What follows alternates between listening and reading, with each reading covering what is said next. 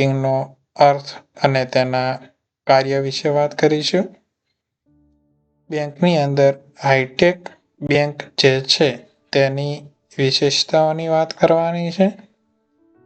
બેંકિંગના ફાયદા અને મર્યાદાઓ ઉપરાંત આરટીજીએસ, એનઈએફટી, આઈએમપીએસ, પીએફએમએસનો પરિચય મેળવીશું અને ભારતમાં વિવિધ ડિજિટલ વોલેટ છે તેનો પણ પરિચય મેળવીશું. સાથે યુપીઆઈ ચૂકવણી અને ભીમનો પણ પરિચય મેળવીશું.